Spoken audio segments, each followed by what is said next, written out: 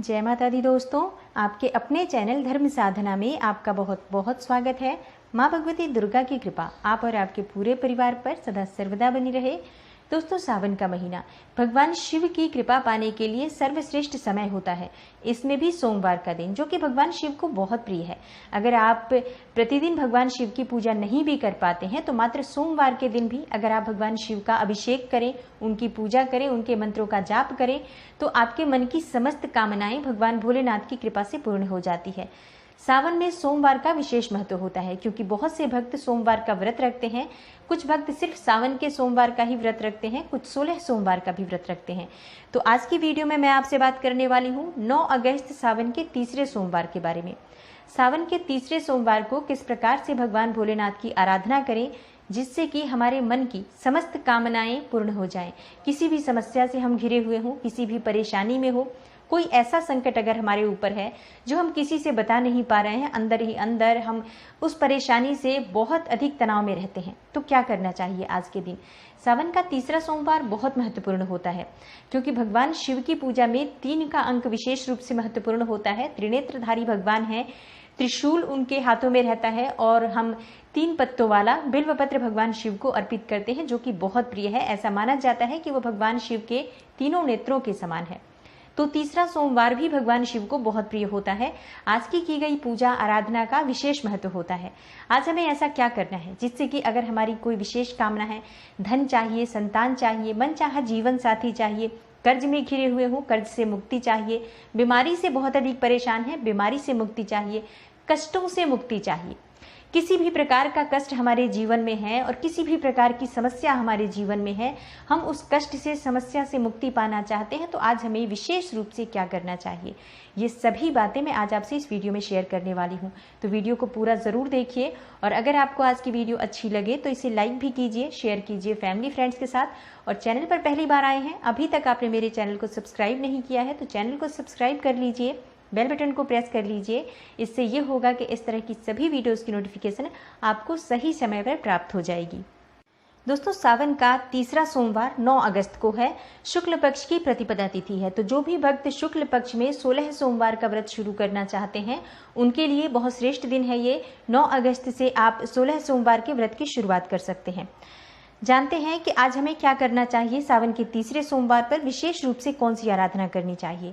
देखिए, भगवान शिव का हम अभिषेक करते हैं, अभिषेक प्रिय हैं भगवान भोलेनाथ। तो अभिषेक के लिए सर्वप्रथम हमें एक पात्र में भगवान शिव के लिए जो भी आप अपनी कामना के अनुरूप प्रतिदिन का अभिषेक अगर आप कुछ कर रहे हैं, जैसे कुछ भक्त शक्कर से पूरे मास अभिषेक करते हैं, जैसे कि शक्कर मिश्रित जल द्वारा या फिर शक्कर मिश्रित दूध द्वारा भी अभिषेक करते हैं। कुछ भक्त केसर मिश्रित दूध से भगवान शिव का अभिषेक कर रहे हैं। तो जिस भी तरह से आप भगवान शिव का अभिषेक कर रहे हैं, अभिषेक की सामग्री आप ले लीजिए, पंचामृत बना लीजिए। अगर आप पंचामृत से अभिषेक करना चाहते हैं तो दूध, दही, घी, शहद, शक्कर, इन 5 चीजों को मिलाकर। गंगा जल जरूर होना चाहिए, इस बात का ध्यान रखें। तो आप एक पात्र में शुद्ध गंगा जल डालकर उसमें शुद्ध जल मिलाकर एक पात्र में आपको जल तैयार करना है। इसके अलावा आप जो भी द्रव्य अभिषेक के लिए ले जाना चाहते हैं वो ले जाइए। इसके बाद आपको पूजा की कुछ सामग्री चाहिए होती हैं, जो हम सबको पता है भगवान भोलेनाथ की पूजा में कौन सी सामग्रियाँ चाहिए होती हैं। जैसे कि बिल्वपत्र चाहिए, जितना भी आपके पास उपलब्ध हो, आपको 11 मिल जाए, 21 मिल जाए या फिर आपको 1 भी मिल जाए तो 1 भी बिल्वपत्र भगवान शिव को बहुत प्रिय है। ऐसा कहा जाता है कि मात्र 1 बिल्वपत्र अर्पित करने से 3 जन्मों तक के पाप भी नष्ट हो जाते हैं। तो आपके पास जितना भी बिल्वपत्र उपलब्ध हो, साफ सुथरा स्वच्छ होना चाहिए, खंडित नहीं होना चाहिए, इस प्रकार का बिल्वपत्र आपको लेना है।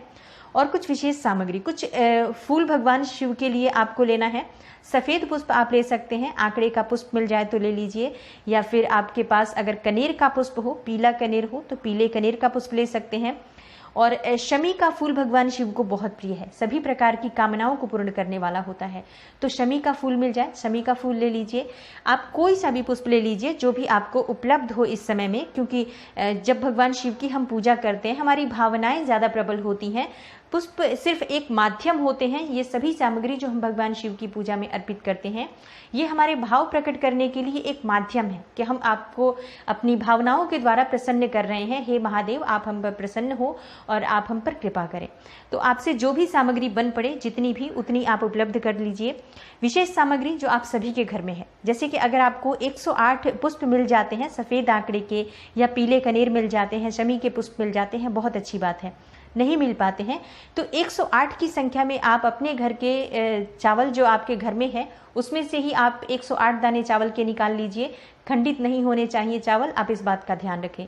108 दाने चावल होने चाहिए। 108 की संख्या में कोई भी वस्तु हमें चाहिए, चाहे बिल्व पत्र ले लीजिए या फिर सफ़ेद पुष्प ले लीजिए। अगर कुछ भी नहीं हो तो सबसे आसान यही है कि आप 108 दाने चावल के ले लीजिए। इत्र जरूर आप रखें भगवान शिव की पूजा में। इत्र अर्पित करने से क्या होता है? शिवलिंग पर इत्र अर्पित करने से मान प्रतिष्ठा की वृद्धि होती है। समाज में आपको जैसे अगर फेम चाहिए तो आपको भगवान शिव पर इत्र अर्पित करना चाहिए। लोग आपको जाने, आपको एक अच्छा यश की प्राप्ति हो, लोग अच्छे वे में आपको जाने कि आप शुभ कर्म करने वाले इंसान हैं। ऐसे बहुत से लोग होते हैं जिनके पास धन बहुत होता है लेकिन यश की प्राप्ति नहीं होती। तो अगर आप समाज में यश चाहते हैं, मान प्रतिष्ठा चाहते हैं, नाम चाहते हैं बड़ा, तो भगवान भोलेनाथ पर इत्र का अभिषेक करें। इत्र अर्पित करने से आपका शुक्र बली होता है, तो भौतिक सुख सुविधाएं भी प्राप्त होती हैं। और अगर आपको मनचाहा जीवन साथी चाहिए तो इससे आपकी मनचाही जीवन साथी की कामना भी पूर्ण होती है। इत्र अर्पित करने से वैवाहिक जीवन मधुर होता है। दाम्पत्य जीवन मधुर होगा तो घर में वैसे भी बहुत अधिक जैसे कलह क्लेश का माहौल समाप्त हो जाता है, तो माँ लक्ष्मी का आगमन हो जाता है। तो दाम्पत्य जीवन को सुखमय बनाना अत्यंत आवश्यक है। इसके लिए आप इत्र भगवान भोलेनाथ पर अवश्य अर्पित करें।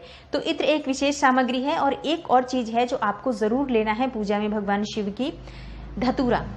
धतूरा आपकी सभी समस्याओं का निवारण करता है। सभी प्रकार के कष्ट जो हमारे जीवन में होते हैं, चाहे आप लंबी बीमारी से पीड़ित हो, बहुत अधिक कर्जे में हो, बहुत अधिक मानसिक रूप से आप परेशान हो, शत्रुओं से घिरे हुए हो, या किसी भी प्रकार की ऐसी समस्या से आप परेशान हो जो आप किसी से भी कह नहीं पा रहे हो और मन ही मन आप तनावग्रस्त होते जा रहे हो, मानसिक रूप से आप अत्यंत परेशानी की अवस्था में हैं, तो आपको जरूर धतूरा भगवान भोलेनाथ पर अर्पित करना चाहिए। कैसे अर्पित करना चाहिए वो मैं आपको वीडियो में आगे बताती हूँ।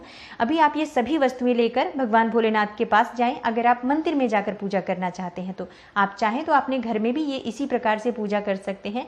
अगर आपके पास शिवलिंग है तो शिवलिंग की पूजा कीजिए, अभिषेक कीजिए। और शिवलिंग नहीं है तो आप मिट्टी का शिवलिंग बना सकते हैं, क्योंकि अभिषेक करना सावन मास में अत्यंत आवश्यक होता है।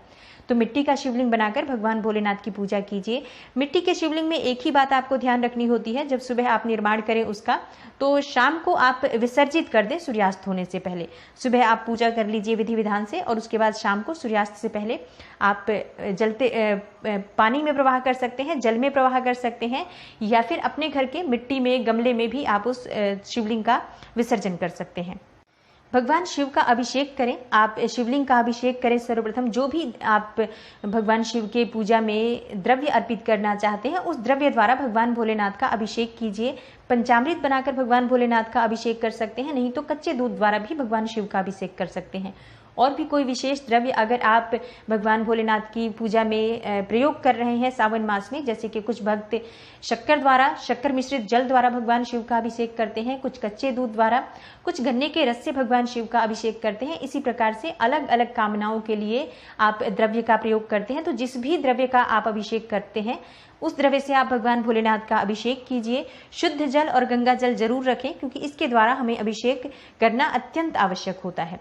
तो भगवान शिव का अभिषेक करने के बाद सभी प्रिय वस्तुएं भगवान भोलेनाथ को अर्पित कीजिए, जैसे कि बिल्व पत्र, भांग, धतूरा, जो भी आपके पास चीजें हैं सब चीजें एक एक करके भगवान शिव के श्रृंगार में अर्पित कीजिए। इत्र का अभिषेक भी आपको करना है, तो पूजा के बाद जैसे कि आप अभिषेक कर लेते हैं, श्रृंगार कर रहे हैं, तो इत्र का प्रयोग भी आप श्रृंगार के रूप में ही करते हैं। तो इत्र की धारा बनाकर भी आप शिवलिंग पर डाल सकते हैं। चाहे तो आप इत्र एक रुई में लगाकर, और रुई के छोटे छोटे आप टुकड़े बना लीजिए, और उस रुई में कम से कम 11 दाने रुई के आप लगाकर इत्र द्वारा और भगवान शिव के ऊपर वो अर्पित करें, ओम नमः शिवाय के पंचाक्षरी मंत्र के द्वारा। इसके बाद जो भी सामग्री आप 108 की संख्या में ले गए हैं, इस सामग्री को एक एक करके ओम नमः शिवाय या नमः शिवाय बोलते हुए शिवलिंग पर अर्पित कीजिए। इसके बाद आपको धतूरा अर्पित करना है, चाहे एक ही धतूरा मिले, लेकिन एक धतूरा भी आपको ज़रूर लेकर जाना है। एक ही धतूरा आपकी सभी समस्याओं का निवारण कर देता है। तो उस धतूरे को आप अपने हाथ में लें, दाहिने हाथ में लें, और उसके बाद आप ओम नमः शिवाय का जप करें। 11 बार ओम नमः शिवाय का जप कर सकते हैं, या आप महामृत्युंजय मंत्र का भी जप कर सकते हैं इस धतूरे को हाथ में लेकर। और उसके बाद जब आपका ये मंत्र पूरा हो जाता है 11 बार या 21 बार, तो आप ये धतूरा शिवलिंग पर अर्पित कीजिए। अपने मन में जो भी आपकी परेशानियां हैं, उन सभी परेशानियों को भगवान भोलेनाथ से कहिए। अपनी जो भी समस्याएं हैं उसके निवारण के लिए भगवान भोलेनाथ से प्रार्थना कीजिए। आपकी कोई भी समस्या हो सकती है, इसमें कोई बंधन नहीं है कि आप इस प्रयोग को आप किस समस्या के लिए कर सकते हैं। आपकी कोई भी समस्या हो, भगवान भोलेनाथ की शरण में आए हैं, आप जिस भी चीज के लिए कामना करेंगे भगवान भोलेनाथ की कृपा से वो अवश्य पूर्ण होगी। तो आज आप अपनी जो भी कामना है भगवान भोलेनाथ से धतूरा अर्पण करने के बाद कहिए कि मेरे जीवन में जितने भी दुख हैं, जितने भी कष्ट हैं, जितनी भी तकलीफें हैं वो दूर हो, और मेरी जो कामना है शीघ्र ही वो पूर्ण हो जाए। इसके लिए भगवान भोलेनाथ से जब आप अपार श्रद्धा के साथ प्रार्थना करेंगे तो शीघ्र ही आपकी कामना पूर्ण होती है। शुद्ध घी का दीपक भगवान भोलेनाथ के सामने आप जलाइए, और उसके बाद आपको कपूर से भगवान भोलेनाथ की आरती करनी है। अपने मन में आपको बिल्कुल विश्वास रख लेना है कि मेरी जितनी भी समस्याएं थी वो सब दूर हो गई हैं। एक सकारात्मक सोच के साथ आप पूजा पूरी करें कि अब मेरी सभी समस्याओं का निवारण हो चुका है, और अब मेरी जो भी कामना थी वो पूर्ण हो चुकी है। भगवान भोलेनाथ ने मेरी हर कामना पूर्ण कर दी, मेरी झोली भर दी, मेरा भंडारा भर दिया, मेरी हर कामना पूर्ण कर दी भगवान भोलेनाथ ने। इस प्रकार से आप भोलेनाथ की प्रार्थना करते हुए और मन में एक खुशी के साथ, एक सकारात्मक सोच के साथ आप पूजा पूर्ण करें। देखिए, बहुत ही शीघ्र हमारी जो सोच है वो काम करती है। जब हम सकारात्मक सोच के साथ कोई भी पूजा पूर्ण करते हैं तो उस पूजा का फल बहुत ही शीघ्र हमें प्राप्त होता है। भगवान शिव को आज घी और शक्कर का भोग अर्पित करना बहुत ही श्रेष्ठ होता है, और अगर आप इस प्रकार से आज की पूजा पूर्ण करते हैं तो आपके जीवन की जो भी परेशानियां हैं वो अवश्य दूर होंगी। आप किसी भी कामना से ये पूजा करें, चाहे धन प्राप्ति के लिए करें, संतान प्राप्ति के लिए करें, मन चाहे जीवन साथी के लिए करें, या फिर सुखी दाम्पत्य जीवन के लिए, कर्ज से मुक्ति के लिए करें। जिस भी कामना से आप ये पूजा करेंगे आपकी कामना सावन बीतते बीतते ही पूर्ण हो जाएगी, अगर आप इस प्रकार से भगवान शिव की आराधना करेंगे तो। दोस्तों, उम्मीद करती हूँ आज की वीडियो से आपको लाभ अवश्य होगा, और वीडियो अगर आपको अच्छी लगी हो तो लाइक कर दीजिए, शेयर कीजिए फैमिली फ्रेंड्स के साथ, और चैनल पर पहली बार आए हैं, अभी तक आपने मेरे चैनल को सब्सक्राइब नहीं किया है तो चैनल को सब्सक्राइब करके बेल बटन को ज़रूर प्रेस कर लीजिए। इससे ये होगा कि इस तरह की सभी वीडियोज़ की नोटिफिकेशन आपको सबसे पहले मिलेगी। मैं मिलती हूँ आपसे अगली वीडियो में, तब तक के लिए नमस्कार।